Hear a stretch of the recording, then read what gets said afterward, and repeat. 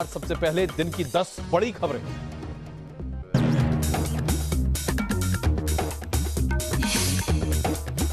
Wing commander अभिनंदन ने पठानकोट से उड़ाया फाइटर मिग-21 विमान। वायुसेना प्रमुख बीएस धनोआ भी थे कॉकपिट में मौजूद। 27 फरवरी को अभिनंदन ने ही पाकिस्तान के F-16 विमान को मार गिराया था।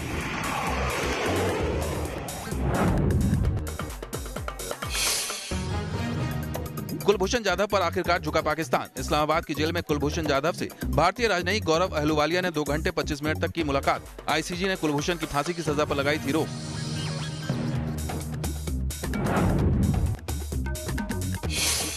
पाकिस्तान में फिर हिंदू लड़की को अगवा करके बनाया गया मुसलमान। दिल्ली में पाकिस्तानी दूतावास के सामने सिख प्रदर्शनकारियों ने जताया विरोध। पिछले हफ्ते अगवा की गई सिख लड़की अभी तक नहीं लौटी है अपने घर। 12 घंटे के अंदर 2 बार पाकिस्तान ने पुंछ तोड़ा सीजफायर। शाहपुर इलाके में एक जवान शहीद। खादी कलमारा इलाके में सुबह 7 बजे से ही पाक बरसा रहा है गोले। भारत की ओर से भी जवाबी फायरिंग। चांद से सिर्फ 1 कदम दूर हिंदुस्तान। दोपहर 1:16 पर ऑर्बिटर से अलग हुआ चंद्रयान का लैंडर विक्रम। 6 से 7 सितंबर को चांद की सतह पर होने वाली है विक्रम की लैंडिंग।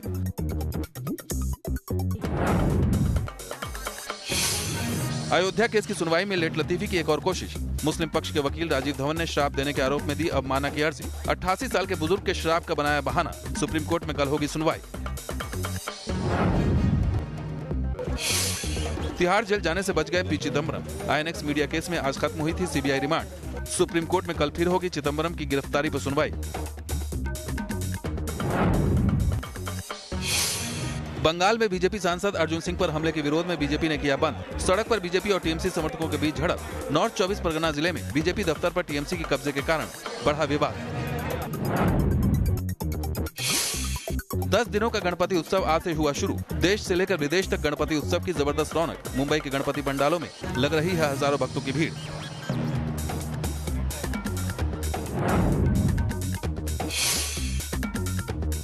डोरियन तूफान से बहामस में तबाह हुए 13,000 से ज्यादा मकान। 300 किलोमीटर प्रति घंटे की रफ्तार से चली हवा।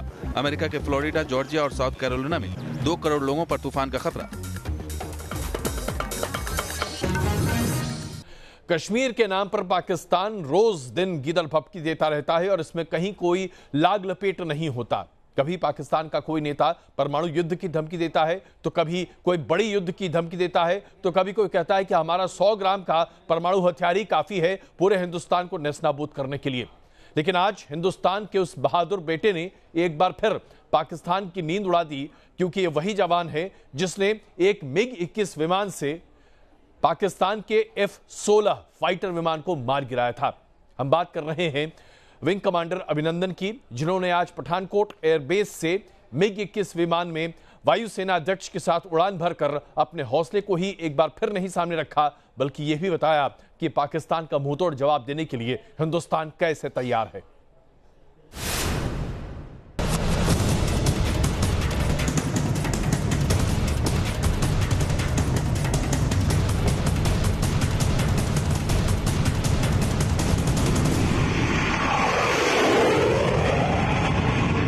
विंग कमांडर अभिनंदन वर्तमान, वो चेहरा जिसे देखकर पाकिस्तान घबराता है, जिसे देखकर F-16 उड़ाने वाले पाकिस्तानी पायलट खौफ से भर जाते हैं। एक बार फिर जब अभिनंदन वर्तमान ने मिग-21 से परवाज भरा तो पाकिस्तान के पसीने छूट गए। आसमान का ये सुल्तान जब आसमान में गरजते फाइटर को लेकर उड़ा तो उसकी तस्वीरें पूरी दुनिया ने देखी। पाकिस्तान जरूर इससे थर्रा उठा होगा। पठानकोट एयरबेस से जब उन्होंने उड़ान भरी तो खुद air chief marshal BS Dhanoa उनके साथ कॉकपिट में मौजूद थे। मिग-21 के दोनों योद्धा एक बार फिर इसकी सवारी के लिए निकले। एयर चीफ पायलट बने तो अभिनंदन को पायलट। उसके बाद दोनों मिग-21 से परवाज भरते नजर आए। आपको बता दें कि बालाकोट एयर स्ट्राइक से तमतमाए पाकिस्तान ने जब F-16 विमान से भारत पर हमले की कोशिश की, तब विंग कमांडर अभिनंदन वर्तमान ने दिलेरी दिखाते हुए मिग-21 बाइसन से न सिर्फ F-16 को खदेड़ दिया, बल्कि करीबी डॉग फाइट में उन्होंने F-16 फाइटर जेट को मार गिराया।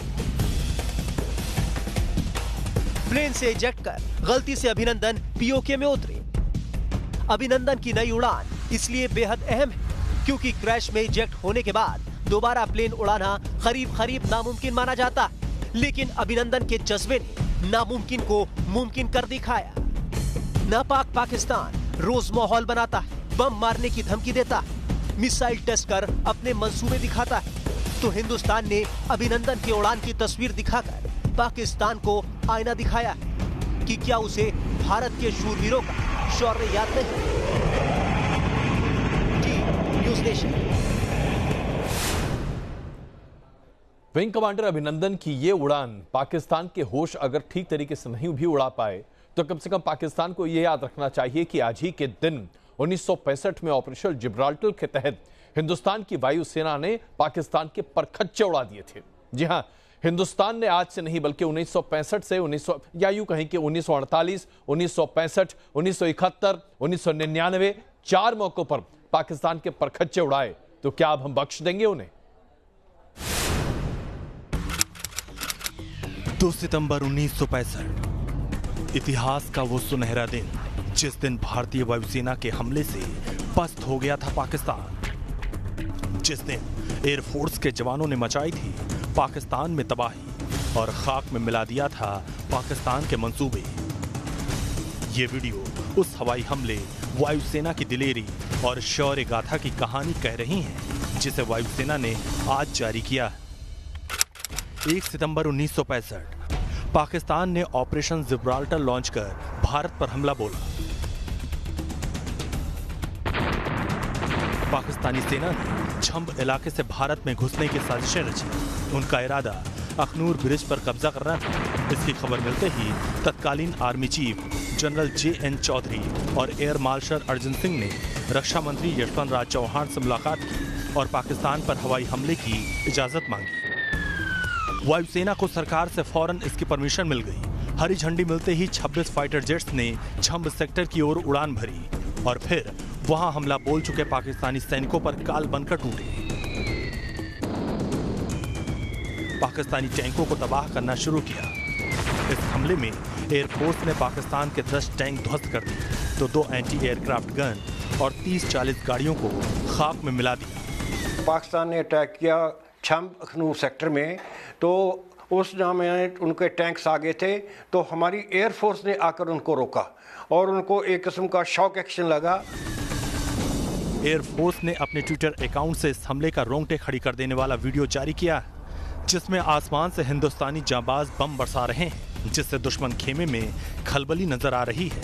1965 के जंग में हिंदुस्तान ने पाकिस्तान को करारी शिकस्त दी तो उसमें वायुसेना की दिलेरी और सटीक बॉम्बिंग ने अहम रोल निभाया। जानकारों के मुताबिक एयरफोर्स का इस्तेमाल कर भारत ने न सिर्फ पाकिस्तान की रीढ़ की हड्डी तोड़ने में कामयाबी हासिल की बल्कि उसके तमाम नापाक मंसूबों को भी नाकाम कर दिया। चंडीगढ़ से विशाल ठाकुर के साथ मोहित राज दुबे, न्यूज़ नेशन, दिल्ली। बीते 70 सालों में हर मौके पर पाकिस्तान हिंदुस्तान के सामने मुंह खानी खाता रहा है, लेकिन फिर भी पाकिस्तान समझने को तैयार नहीं। कश्मीर की समस्या को लेकर पाकिस्तान पूरी दुनिया भर में ऐसा ढिंढोरा पीट रहा है, ऐसा रो रहा है जैसे कि किसी ने पाकिस्तान की धरती पर कब्जा कर लिया हो, जबकि हिंदुस्तान ने सिर्फ अपनी धरती पर अपने हिसाब से अपने कानून में फेरबदल किया है और इसे लेकर पाकिस्तान पूरी दुनिया भर में चिल्ला रहा है। माली में जिस तरीके से पाकिस्तान को एक बार फिर मुंह की खानी पड़ी, अब लगता है पाकिस्तान इससे भी बाज नहीं आ रहा। पाकिस्तान अब जिनीवा में भी तैयारी कर रहा है कश्मीर के मुद्दे पर बखेड़ा खड़ा करने का। जाहिर सी बात है यहां भी पाकिस्तान को मुंह की खानी ही पड़ेगी। 5 दशक में हिंदुस्तान के हाथों पाकिस्तान के पिटने की बुलंद तारीखें दर्ज हैं, लेकिन पाकिस्तान पर एक बार फिर जंग का भूत सवार है। बहाना ढूंढने के लिए वो कश्मीर के मुद्दे पर सोते शेर को छेड़ने की कोशिश कर रहा है और इस कोशिश में पाकिस्तान दुनिया भर में घूम घूम कर माहौल बनाने में जुटा है। नजरअंदाज नहीं किया जा सकता। जैसे यूएन में रोया कश्मीर का रोना, अमेरिका के सामने रोया कश्मीर का रोना, ब्रिटेन में छेड़ा कश्मीर राग और जब मालदीव में शुरू किया कश्मीर पर स्यापा तो भारत ने लगा दी जबरदस्त फटकार। The country which indulged itself in a genocide of its own country, which became a separate country, has moral right to raise this issue. Maldives की मजलिस में एशियाई देशों के सामने पाकिस्तान की ऐसी फजीहत हुई है कि उसके प्रतिनिधियों को चुप रहने का फरमान सुना दिया गया।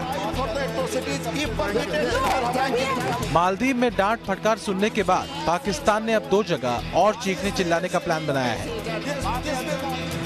कश्मीर के नाम पर पाकिस्तान के कब्जे वाले कश्मीर के पीएम फारूक हैदर खान को यूरोपियन यूनियन में भेजा जा चुका है, तो पाक के विदेश मंत्री यूएन में कश्मीर पर झूठ का झांसा देने वाले हैं। पाकिस्तान की ये कोशिश कितनी बुरी तरह नाकाम होने वाली है, इसकी मिसाल यूरोपियन पार्लियामेंट के मेंबर के बयान से मिलती है, जिन्होंने यूरोपियन संसद की मासिक पत्रिका में लिखा है कि कश्मीर में लगाई गई पाबंदियों से आतंकवाद से लड़ने में मदद मिलेगी। दूसरी ओर यूएन मानवाधिकार आयोग में पाकिस्तान की ओर से झूठ बोलने के लिए शाह महमूद कुरैशी को भेज रहा है, जिसके झूठ का पर्दाफाश करने के लिए भारत ने वरिष्ठ राजनयिक अजय बिसारिया को भेजा है। भारत की रणनीति पूरी तरह से स्पष्ट है कि पाकिस्तान के जो झूठ को एक्सपोज करना है और पाकिस्तान के अंदर जो मानवाधिकारों का उल्लंघन हो रहा है उससे यूएन की जो बॉडी है मानवाधिकार की, उसको अवगत कराना है। मतलब साफ है, जहां जहां दुनिया में पाकिस्तान कश्मीर के झूठ की सौदेबाजी करेगा, वहां वहां भारत उसका पर्दाफाश करेगा। Team news nation. और आइए आपको दिखाते हैं पाकिस्तान किस तरह से बड़े पैमाने पर मानवाधिकार हनन कर रहा है। हमने अभी आपको दिखाया था कि कैसे एक सिख लड़की को पहले अगवा किया जाता है, उसका धर्मांतरण किया जाता है और फिर जबरन उसकी शादी कर दी जाती है। ठीक वैसे ही एक हिंदू लड़की को अब अगवा किया गया है, उसे मुसलमान बनाया गया और फिर जबरन उसकी शादी भी करा दी गई है। ऐसे मामले लगातार पाकिस्तान में सामने आ रहे हैं, लेकिन अल्पसंख्यकों पर किए गए इस तरह की जुल्म की पाकिस्तान चर्चा तक नहीं करता। ये कैसा देश है? पाकिस्तान में हिंदुओं से लेकर सिखों और बलूचों तक अत्याचार के खिलाफ गुहार है। एक बार फिर हिंदू लड़की को अगवा कर मुसलमान बनाने की खबरें हैं, तो दूसरी ओर बलूच महिलाएं सड़क पर उतरकर गुहार लगा रही हैं कि गायब किए गए बलूचों को पेश करे पाकिस्तान। पहले ये कहानी सुनी है जिसमें एक और हिंदू लड़की को कॉलेज से अगवा करके उसे मुसलमान बना दिया गया। ये मामला पाकिस्तान के सिंध प्रांत का है, जहां हिंदू लड़की को अगवा कर उसका धर्म परिवर्तन कराने का मामला सामने आया है। लड़की के अपहरण और धर्मांतरण का आरोप किसी और पर नहीं, बल्कि नया पाकिस्तान का नारा देकर सत्ता हासिल करने वाले इमरान खान की पार्टी के ही एक नेता पर है। बताया जा रहा है कि 29 अगस्त को लड़की सुक्कर इलाके के अपने घर से कॉलेज के लिए निकली, लेकिन वापस नहीं लौटी। पाकिस्तान में हिंदुओं के अधिकारों के लिए काम करने वाले संगठन ऑल पाकिस्तान हिंदू पंचायत ने फेसबुक पर इसकी जानकारी दी। पाकिस्तानी पुलिस ने इसे प्रेम कहानी बनाकर पेश करने की भरपूर कोशिश की, लेकिन दूसरी ओर आरोपी के भाई को गिरफ्तार भी किया है।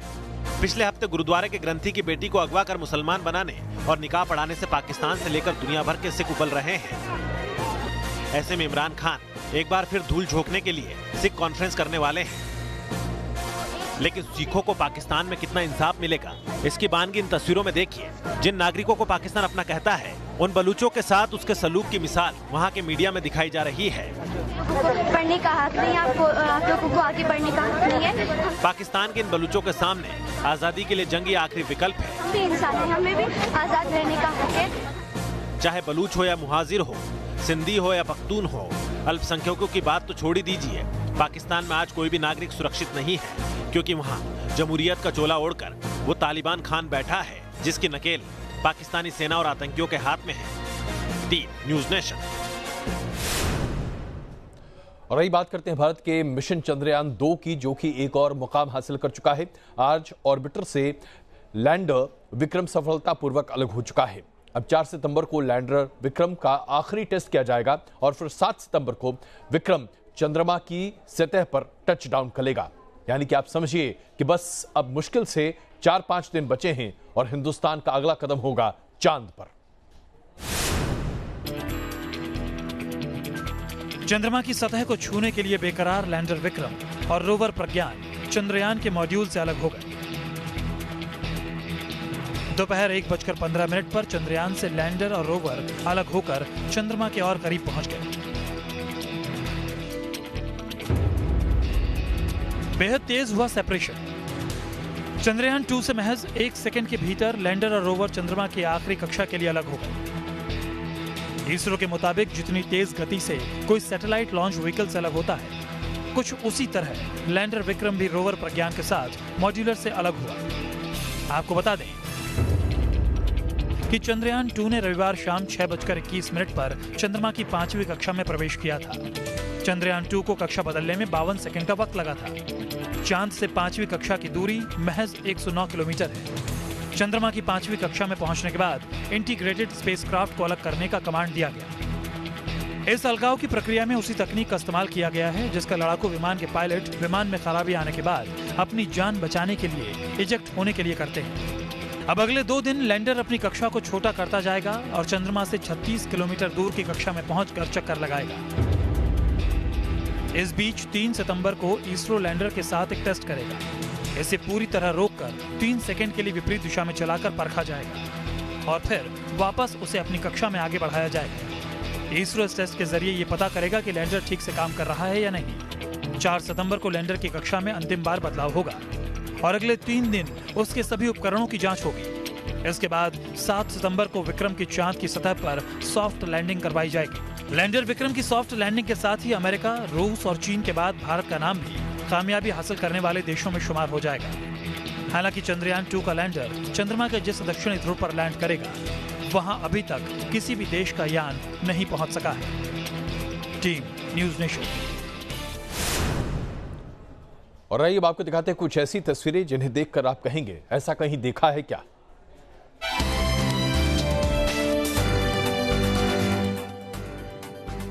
स्पाइडरमैन बनने का शौक ऐसा कि गैजेट बना डाला। दोनों कलाइयों पर उसे बांधा और स्पाइडरमैन की तरह एक्शन करते ही कलाइयों से निकले धागे सामने जाकर चिपक गए।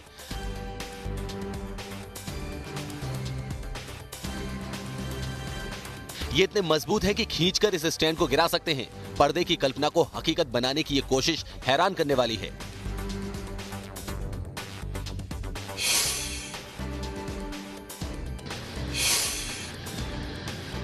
स्कूटर पर सवार इस महिला की तारीफ की जाए या सीधी सपाट सड़क की कि ये सिर पर टोकरी रखकर स्कूटी चला सकती है और टोकरी भी पूरी तरह फल सब्जियों से भरी हुई। लेकिन मजाल है कि एक भी सेब उछलकर गिरे। इंडोनेशिया का ये वीडियो भी आजकल वायरल हो रहा है।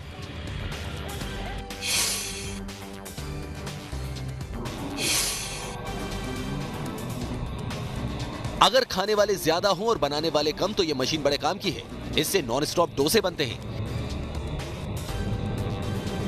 एक तरफ से डोसा गर्म तवे पर गिरता है और दूसरी ओर से वैसे ही गर्म तवे पर पलट जाता है। एक डोसे को तैयार होने में 30 से 40 सेकंड का ही समय लगता है।